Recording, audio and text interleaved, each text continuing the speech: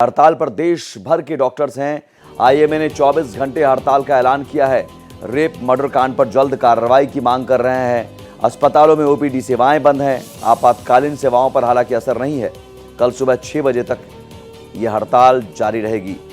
IMA ने साफ साफ कहा कि ये सुरक्षा का सवाल है और सुरक्षा जब तक सुनिश्चित नहीं की जाएगी तब तक हड़ताल हम जारी रखेंगे। इस बीच स्वास्थ्य मंत्रालय ने कहा कि डॉक्टरों की सुरक्षा के लिए कमेटी बनाई जाएगी और केंद्र सरकार ने डॉक्टरों से अपील की है कि आप काम पर वापस लौट जाएं। लेकिन डॉक्टर देश भर में हड़ताल पर हैं। कोलकाता रेप मर्डर कांड को लेकर आक्रोश डॉक्टरों का लगातार सड़कों पर दिख रहा है। रमेश सिंह मेरे साथ जुड़े हुए हैं। रमेश, डॉक्टरों की सुरक्षा की मांग को लेकर लगातार यह हड़ताल और ये इस तरह की तस्वीरें डॉक्टरों की सड़क पर उतरने की हर जगह से आ रही है। कहीं ना कहीं हर जगह स्वास्थ्य सेवाएं प्रभावित हो रही हैं। सरकार क्या कदम उठा रही है? देखिए, सबसे बड़ी बात कि जिस तरह से विभत्स तरीके से गैंग रेप और हत्या हुई, उसके बाद से पूरे देश के डॉक्टरों में आक्रोश है।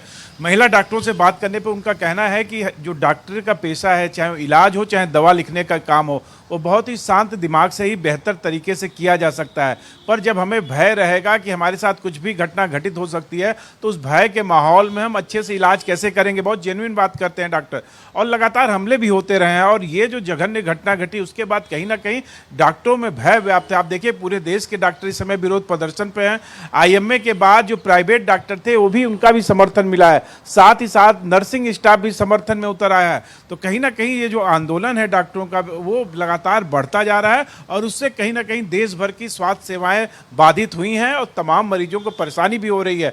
पर डॉक्टरों ने इमरजेंसी सेवा को बहाल रखा है। पर डॉक्टरों का यह भी कहना है कि अगर सरकार जल्द उनकी बातों को नहीं मानती तो हम इमरजेंसी सेवा भी ठप कर देंगे। तो डॉक्टरों का कहना है कि हम आप ही लोग के बीच से आते हैं तो हमें सुरक्षा मिलनी चाहिए। सुरक्षा के माहौल में हम बेहतर इलाज कर सकते हैं।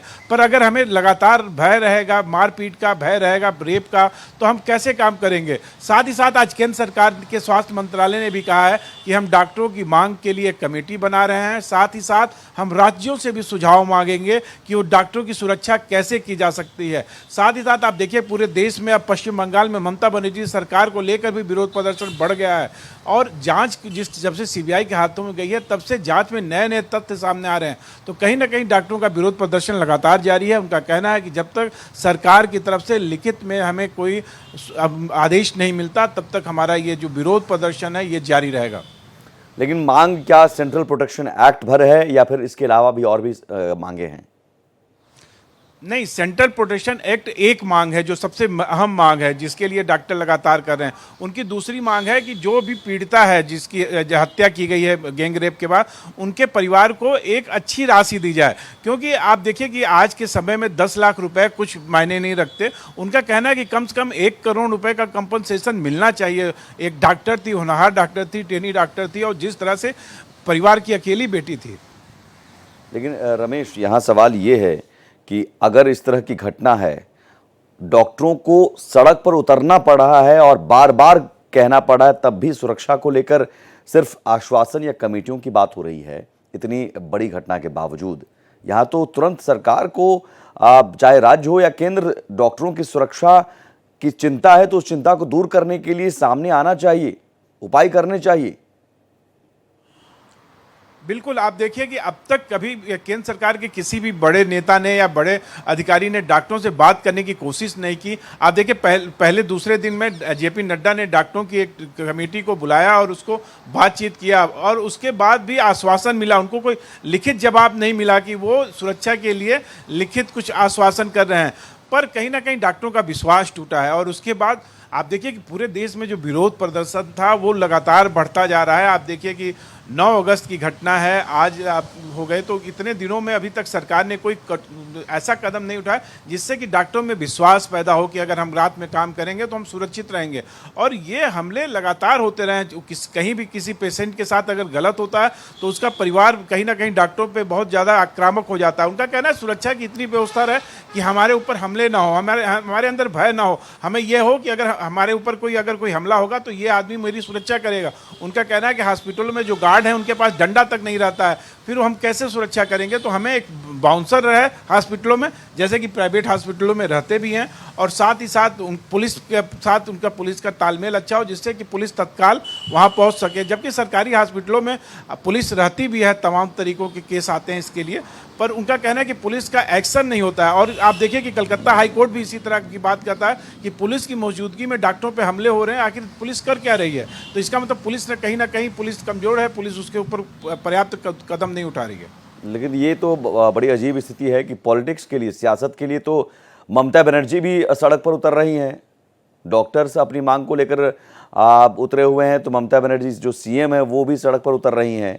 इधर सीबीआई जांच चल रही है, लेकिन सबके बीच हमला कैसे हो जाता है अस्पताल पर, या फिर उस प्रिंसिपल को बचाने की कोशिश क्यों होती है, और कई सारे सवाल जो अभी भी अनसुलझे, उन सवालों का जवाब देने के मूड में कोई नहीं है। तो कुल मिलाकर ये मान लिया जाए कि एक सियासी रंग देने भर की कोशिश है। जो जेन्युइन मांगे हैं डॉक्टरों की, उन मांगों को सुनने के लिए गंभीरता से कोई कोशिश नहीं हो रही है। देखिए, शुरुआत में तो गंभीरता से कोई कोशिश नहीं हुई, जब तक पुलिस जांच करती रही तब तक कोई कोशिश नहीं हुई। पर जांच जब हाईकोर्ट ने सीबीआई को सौंपी तो उसके बाद देखिए ममता बनर्जी भी डॉक्टरों के समर्थन में आ जाती हैं। वो ममता बनर्जी जो कभी उस पर कोई असर ही नहीं था उनका, इतनी बड़ी घटना घटने के बाद। पर जैसे जैसे विरोध प्रदर्शन, आप देखिए कि देश के तमाम राज्यों में ममता बनर्जी के पुतले फूके गए हैं, और उससे कहीं ना कहीं ममता बनर्जी सरकार पर भी असर हुआ है। तो ये जाहिर सी बात है, इतनी बड़ी घटना घटने के बाद, वो भी डॉक्टर के साथ, वो भी गैंग रेप की घटना, वो भी रात में वो ड्यूटी कर रही है, ट्रेनी डॉक्टर है, तो कहीं ना कहीं सरकार के ऊपर नहीं, अब तो केंद्र सरकार पे भी असर हो रहा है। अगर इसी तरह की हालात रही तो हालात बद से बदतर हो सकते हैं, क्योंकि मरीजों का इलाज नहीं हो पा रहा है।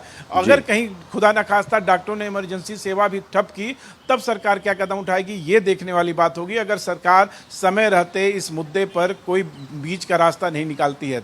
बिल्कुल, और रास्ता निकालना पड़ेगा। सवाल डॉक्टरों की सुरक्षा का है, उन डॉक्टरों की सुरक्षा का है जो डॉक्टर हमारी आपकी ज़िंदगी बचाते हैं। बहुत शुक्रिया रमेश इस जानकारी के लिए।